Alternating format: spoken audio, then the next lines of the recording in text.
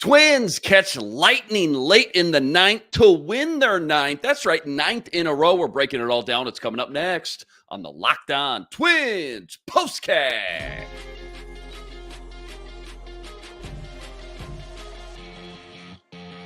You are Locked On Twins POSTCAST, part of Locked On Minnesota on the Locked On Podcast Network. Your team every day. What's up? What's up? Back in the lab, back at it. Another Twins POSTCAST episode right here on the Locked On Sports Minnesota Network. You got myself, Luke Inman, at Luke_Spinman. That's the man in the flesh, CJ Baumgartner. He's on X, at BaumCJ30. Gotta follow him. Twins expert over at Zone Coverage MN. CJ, before we jump into all the action tonight, quick reminder, tonight's episode brought to us by Monopoly Go. Now, I got to admit, I'm a huge fan of Monopoly Go. It's the mobile hit twist on classic Monopoly. Join your friends. Download Monopoly Go now, free on the App Store or Google Play. All right, let me catch my breath here, man, because Twins coming in. Their first 8-game win streak since 2011, okay? So you got Woods Richardson on the mound. He only lasted 3 2/3, though. 1 earned run. Twins down 2, top of the 5th. Castro and Farmer hit back-to-back extra base hits. They tie things back up at 2. But bottom of the inning, Mendex sends a 2-run shot over the center field wall, gives the White Sox a 4-2 lead. Down 4-3 in the 7th. Things were kind of looking bleak. You're thinking, okay, man, 8 games in a row. Hey, beggars can't be choosers. We'll take it. Streak's probably over, right? Carlos Correa delivers the tying RBI. Next at bat, Trevor Larnach puts them up 1 with a single to right. So you're thinking, okay, we're in good shape. Maybe 9 in a row. Say it ain't so. Okay, bottom 8, though.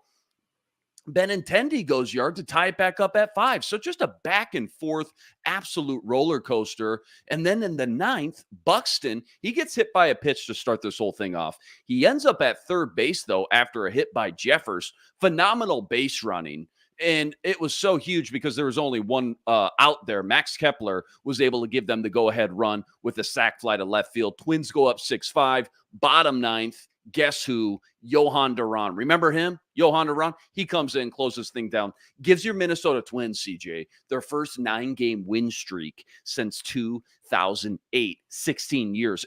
Just a wild back and forth night.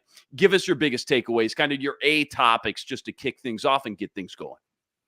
Well, I mean, first of all, where were you in June of 2008? You don't want to know. You don't want to know. I mean, the last time the Twins had a winning streak this long, like you talked about, was 2008. They got that win streak all the way up to 10 games. I remember watching that. It was one of the first summers I really followed Twins baseball, like every single game.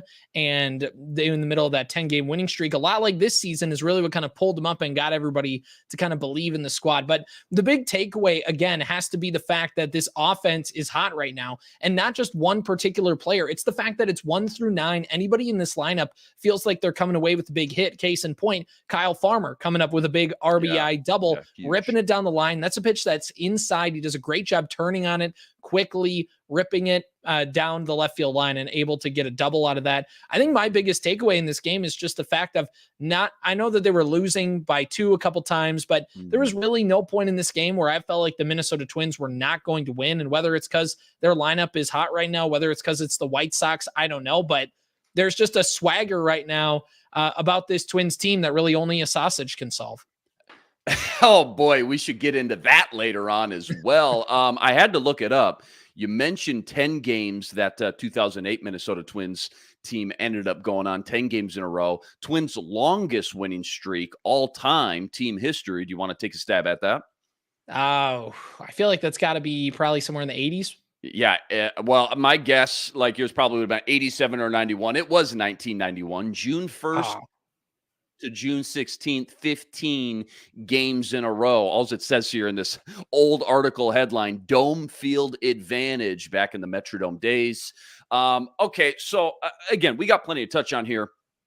Carlos Correa, though, is kind of where I want to start. Obviously looked rusty last night. Then he starts tonight 0 for 4, but then absolutely smokes a rope shot in the eighth to give them that 5-4 lead, kind of keep them in it, right? Keep their head above water, so to speak.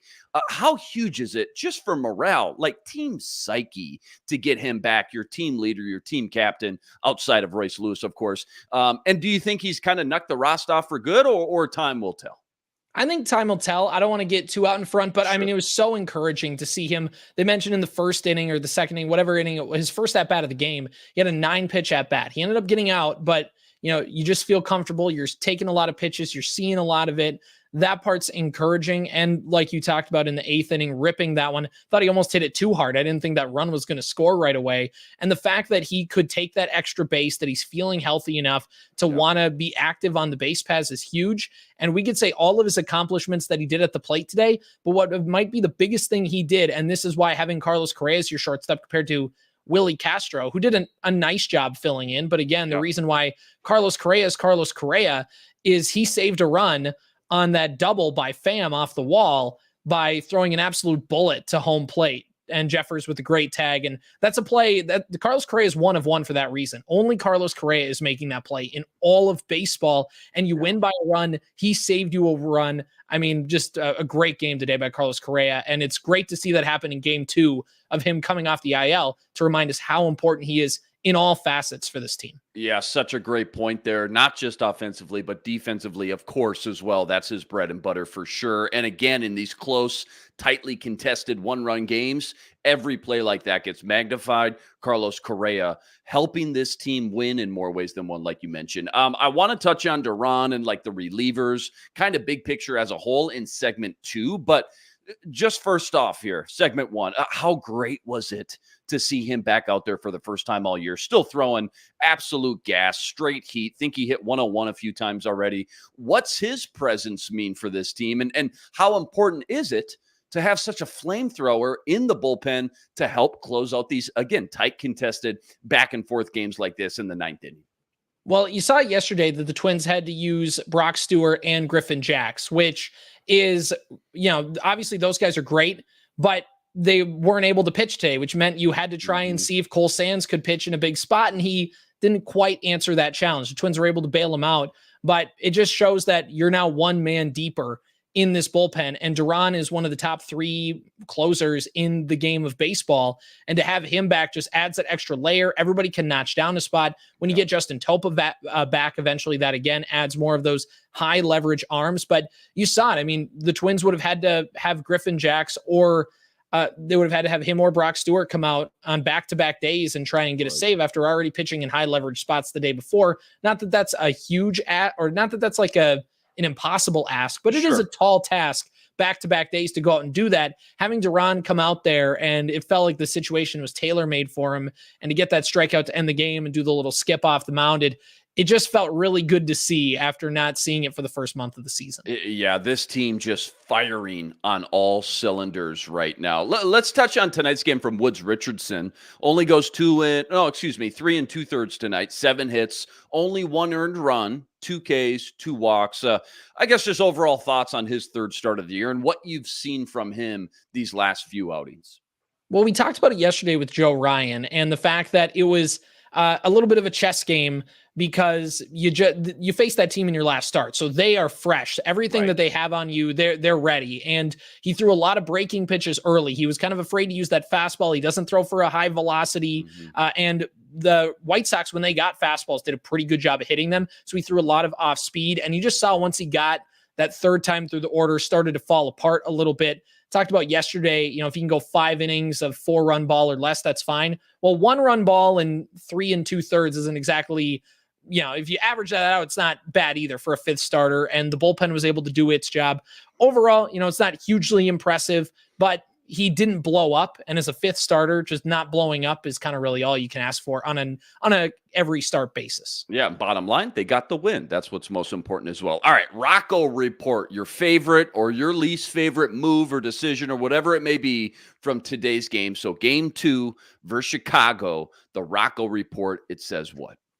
Well, I think really overall getting Byron Buxton back in this ball game is the big thing. And, matchups, you want to give him the night off, or at least, maybe you plan on having him come in and he kind of gets a half day off, but having Byron Buxton back in this ball game and to have that guy put his wheels on display, they don't win that game.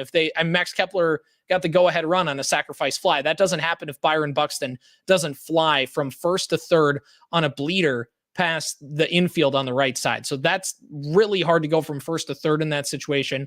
Byron Buxton made it look effortless. Just to have him get back in the ball game, overall, big important for this team. And again, Roco loving to do those mid-game substitutions, and it pays off. Yeah, that's his thing. Would you say you watch a lot more MLB, coast to coast, I guess, than me? Would you say Roco does that a lot more than most managers out there right now? I don't know if I'm confident enough to say he does it more than anybody, but he certainly is definitely in that top third. He's up in that top tier. Okay. That feels to be his calling card. And, for people who say it's, new age analytics and whatever, maybe it is, but also Rocco Baldelli is a Joe Madden guy, and Joe Madden right now is not very happy with the analytics crowd in baseball. But Rocco Baldelli played for Joe Madden. Joe Madden's a guy who is not afraid to play matchups and do all that kind of stuff and get crazy with his roster. And that's a little bit more, and old school is maybe not the right word, but it's very Joe Madden-esque. It's not an old school, new school thing. And that's who Rocco kind of really takes a lot of inspiration from. And that's where you see a lot of that stuff.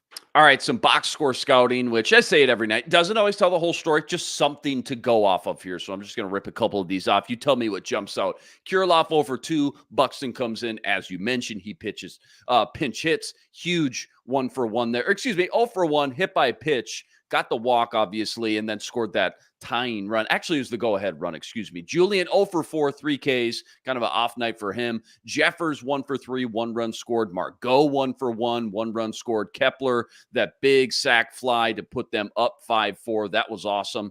Carlos Correa 1-for-5, that huge, again, clutch hit in the 8th. Trevor Larnach 2-for-4, 1 RBI. Carlos Santana 1-for-3. Willie Castro, man, you just can't get rid of him, dude. 1-for-3, 1 RBI, 1 run scored. Kyle Farmer 1-for-4. What jumps out the most when you just look at tomorrow morning's box score report? I think what I mentioned earlier, the fact that there's not one guy that had a 3-for-4 game. It's everybody chipping in with a hit. Everybody felt like they contributed in this win. And, you can win games with only the top half of your lineup being productive. But what's a really healthy sign for this team isn't just that it is a couple players putting the guys on their back. It really does feel like this has been a team effort all throughout this winning streak. It's been different guys coming up. People have been breaking out of their slumps. Kyle Farmer's a big example of that. The thing that jumps out to me is that one player doesn't jump out. It's everybody helping out in this effort. Yeah, well said. Good breakdown there. All right, plenty more deep dive from this one, plus our nerdy stat of the day. That's all coming up right after this. Quick reminder, tonight's episode brought to us by FanDuel. Yeah, that's America's #1 sportsbook and official sportsbook partner of the MLB. Right now, it's playoff time in the NBA and NHL, not to mention baseball's obviously in full swing, and so that means FanDuel's your #1 place to be to get in and bet on all the action. Check this out right now. New customers, you're getting $150 in bonus bets guaranteed. $150, win or lose, guaranteed, and bet on everything. Slap shots, home runs, slam dunks, strikeouts, you name it. FanDuel's got it, and it's all on the app that's safe, secure, and so easy to use. So what are you waiting for? Visit FanDuel.com/lockedon. Make your first bet an automatic win. FanDuel, America's #1 sportsbook and official sportsbook partner of the MLB. All right, we could talk about this game probably for the full 30 minutes before we get out of here, but I just wanted to pick your brain real quick about some of these roster moves, some of these tough decisions Rocco's had to make in just the last 48 hours or so, because yesterday it was bringing up Carlos Correa. That meant sending down Austin Martin, who, man, that might be my favorite young kid to root for right now. He's been pretty rock solid for the most part. I'll just say that. 7-game hit streak a week or two ago. Former 5th overall pick from the Blue Jays. Still think he's just scratching the surface. Love what I've seen early from him this year. Let's just start there, because I know the topic of conversation kind of revolved around sending either Austin Martin down, Jose Miranda, who technically, as a lot of people actually pointed out today, he's actually been the better hitter numbers wise at the plate from an analytical standpoint than Austin Martin, as good as he's been. And then third option, kind of a wild card, Kyle Farmer, who he's got the $6 million guaranteed. So if you send him down, you got to DFA the guy, which probably too big of a gamble, I would guess, this early in the season for Roco giving up on him already. So just knowing what you know, first of all, did I get all that right and accurate? And second, what was your reaction to the move? And did you agree or disagree? Well, I was fully expecting Jose Miranda to be that guy a couple days ago, but then about Sunday afternoon, it kind of came. I mean, I interacted with a couple people on Twitter about this, and the fact of, when you think about it, Austin Martin kind of is a carbon copy of Willie Castro, at least where he's at right now, of a guy who can play the corner outfield spots, maybe play a little center, and especially now that Correa was coming back, Willie Castro goes into the role that Austin Martin was doing. So it kind of made Austin Martin a redundant player skill set wise, which is why it made sense to send him down. And the fact of, I think if you're looking at who benefits more from AAA at-bats and a consistent amount of AAA at-bats, it's probably Austin Martin more than Jose Miranda. And like you talked about, Jose Miranda is just, when you look at that slash line, he's all of a sudden had a sneaky good week and earned himself another look, especially with Farmer being up and down. And I know he's figuring things out, but still he's got to keep doing that. Jose Miranda has a chance to get some more at-bats at third base. So, I'm not rooting for the fact that he got sent down to AAA, but I'm not necessarily upset that he got sent down, because Ed Julian got sent down a couple times last year before eventually sticking. With prospects, it kind of happens. It's not just because they get sent down doesn't mean the team doesn't feel like they can contribute later on in the season. That's where I sit. I would have been okay with either one, but I see the reasoning behind sending Austin Martin down for the time. Yeah, you see the method to the madness. And like you said, nothing permanent. It's a long gauntlet of a season in the MLB every year. And when you say carbon copy, just to clarify to Willie Castro, you're talking about like the defensive flexibility that he gives as well? Right, exactly. Like you're going to play them in about the same spots. And when Castro had to play shortstop, he was taking all the shortstop reps in place of Correa. And that meant that extra corner outfielder, late game base runner, you could use Austin Martin for. Now, Willie Castro takes over the corner outfield guy, late game pinch runner, all those certain things. And then it makes Austin Martin a little redundant, just because then now those opportunities are gone. And there's just really not a spot for him at that point, the way the team stands right now. Okay, part two of this whole equation is the bullpen. That situation's been super fluid as well. Johan Duran back first and foremost, which obviously monster addition for them. They send down Matt Bowman in the process. All things considering, Matt Bowman, I don't think he's been bad by any stretch, but he gets the short stick this time around. Was that who you assumed they would give the yank to? Was it a difficult decision, do you think? And maybe most importantly here, did they make the right move sending him down as opposed to maybe somebody else?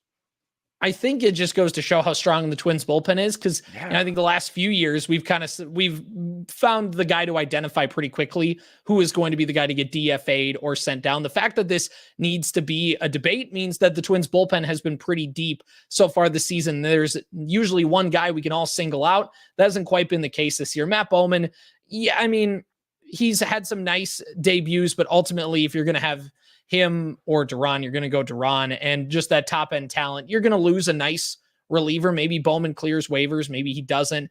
But I just think overall the Twins bullpen is in such a good spot. And remember, Jorge Alcala is down in AAA whenever they're going to need him again. So they have some guys to call on. I think overall it just shows how deep the Twins bullpen is, the fact that they can just send a guy down and it's not really going to mess up the natural order of things too much. Yeah, when you talk about just how deep they've been, when you consider the expectations, given just how many injuries they dealt with, especially to start the year, right? Obviously, Johan Duran, Topa on the IL.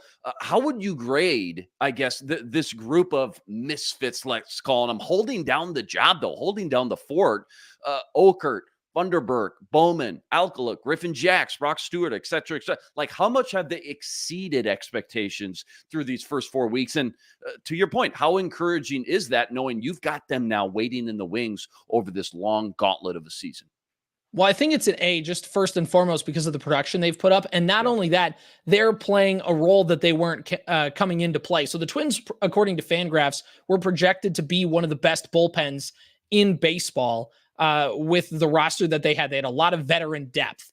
And then you lose the top end of that with Duran on the IL, Topa on the IL. Those are going to be two of your big high leverage guys, as well as Caleb Thielbar all started the year on the IL. Now you had Brock Stewart, you had Griffin Jax, you still had some guys, but you know, Steven Okert had to pitch high leverage innings, something he hadn't really done in his career or done effectively, and he came in and did it. So it's not just the fact that they held down the fort and had good numbers. It's the fact that they had to have some guys kind of step up and play roles that maybe in years past for their careers was a little too tall of a task and a big ask for them, and they were able to do it. And I think that's the biggest thing, is that not only were they productive, they were productive in roles that, you know, probably were a little too much for them coming into the year, and they've shown they can handle them. How would you rank the bullpen before tonight, with Duran obviously back in the mix? If I made you give me a Twins relief pitcher power rankings, like what's the top 5 names? What's the top 5 look like?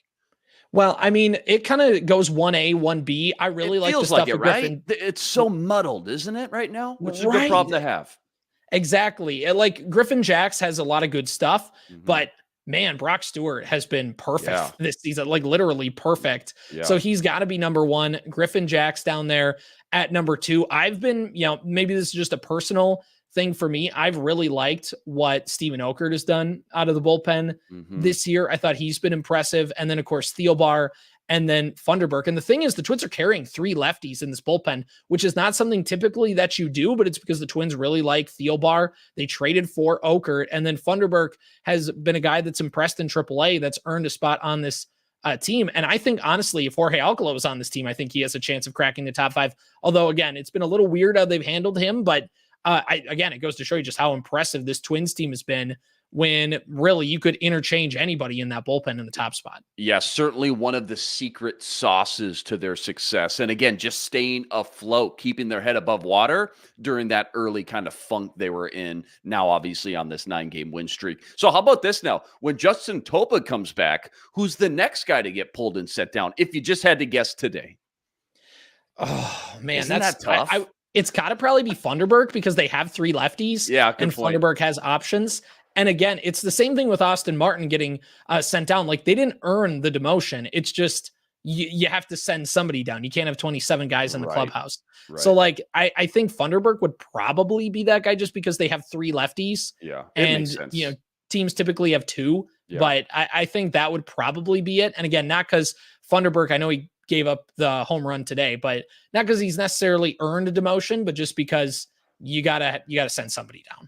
Yeah. All right. Last one. You know, we'll see about Royce Lewis. That could still be a minute or two. It sounds like you definitely don't want to rush him back. But who's the logical choice then when Royce Lewis comes back up? Is that when you hear Miranda's name called and knowing, you know, you got your full-time third baseman back in the mix? Miranda's probably the odd man out. Yeah, Miranda probably is the odd man out. And yeah, I think the biggest thing, and you alluded to it, it's early, is, you know, there could be some other injury. There could be some other thing. Some guy could be slumping. Some guy could be this or that. But I think if it happened today, it would be Jose Miranda, just because, again, his role would be redundant, because you have a right-handed hitting third baseman who's going to get a bunch of playing time. You'd send Miranda down to go mash AAA pitching for a little bit. And whenever there's an injury or just he needs to come up, then he's ready. Yeah, it's got to be Miranda. Nerdy stat of the day time. What do you got? Any fun or crazy stat or analytic, locked and loaded, you can share with us? Okay, so Carlos Correa, they mentioned this during the broadcast when he was up in his last at-bat, so it went down maybe a couple points. But Carlos Correa this season has a batting average of runners in scoring position of about 308. Maybe it fluctuates a little bit, but it's above 300, which is really, really good. And of course, we all remember Carlos Correa in clutch spots the last couple years. But in 2023, Carlos Correa, out of all of shortstops, anybody who was listed as a shortstop at any point last season, Carlos Correa was 52nd in baseball with a 207 batting average with runners in scoring position. And that was including a good September last year that kind of made up for that. Carlos Correa right now has a batting average 100 points higher than that through the first month of the season. And we've already known his defense is good, but that clutch hitting coming back, it's why he's a $30 million player.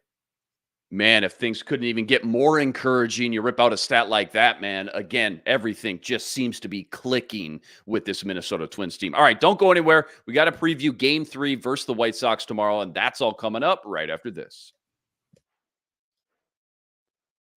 Quick reminder, tonight's episode brought to us by Monopoly Go. Now, I've been told I'm the competitive one in the household. I'm the guy who's always maybe trying to kick things up a notch, create a little friendly competition, if you will. And that's exactly why Monopoly Go is perfect. And not just for me, but over 150 million other people that have already downloaded it. It's the new latest and greatest twist on the classic Monopoly we all love and remember. And now you can play on not just one board, but hundreds of Monopoly boards, all with different crazy locations, helping you build up amazing new cities that bring you big money. And the best part, without a doubt, messing with your friends and family. Charge them rent on all the iconic properties, and you can even steal their vaults of cash or team up with your friends and earn big rewards. So what are you waiting for? Get in the game, play with all your family and friends, and download Monopoly Go for free at the App Store and Google Play.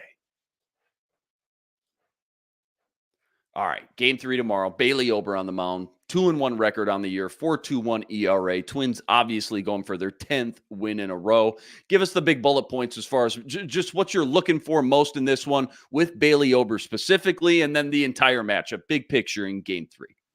Well, I think, obviously you've won the series. So as much as it would sting to see the losing streak come to an end, you still come away with the series win no matter what. And in the stretch between the 4-game series with the White Sox, the 3-game series with the Angels, and then this 3-game series in Chicago, going 9-1 in that stretch is just huge for this team. So right now they're playing with house money, but still Bailey Ober can come out there and have a good start. As long as he keeps the ball in the yard, the Twins have a chance to win. He can be a guy who will probably be expected to go a little bit longer if he can. They had to use a lot of the bullpen today to try and get through a shorter start from Woods Richardson. So they're going to hope that Ober can go and get that, go get 5 or 6 innings and at least keep them in the ball game, because again, shorter start, that bullpen will be a little bit taxed. It's a getaway day. There's a lot of other factors in here, but I think Ober can go 5-6 strong. I think the Twins are in pretty good shape.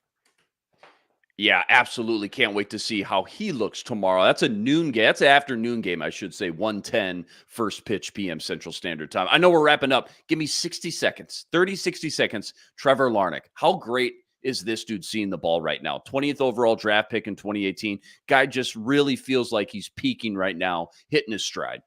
I know somebody who's been a big Trevor Larnach fan for a few years, really ever since he got drafted, because of the pedigree of being an Oregon State guy, College World Series champion. Guy just knows how to play baseball. He's had a tough time through the last few years, kind of getting his stride, fighting injuries, high strikeout rates. But when that guy's locked in, he looks like a baseball player. And Trevor Larnach's looked like a really good baseball player the last week. 0-2 pitch, hits that single late in the game, and a big RBI for the Twins. So I think right now Trevor Larnach has been big, not only just having a nice last couple weeks, but because they were getting no production out of the position with Wallner just in the slump he was in, and to not only give a decent amount of production, but above average right now has been huge for this team, especially in the power numbers. All right, we got to get out of here. Let's close out with this. I usually like to end, with something around the rest of the league, but how about the AL Central specifically? What's jumped out to you the most, whether it's the past week or the past month, as it pertains to the AL Central that you think is most noteworthy? I think it's that these teams in front of the Twins just can't lose. Like it's been, the Royals beat the Blue Jays today. The Tigers split in their doubleheader.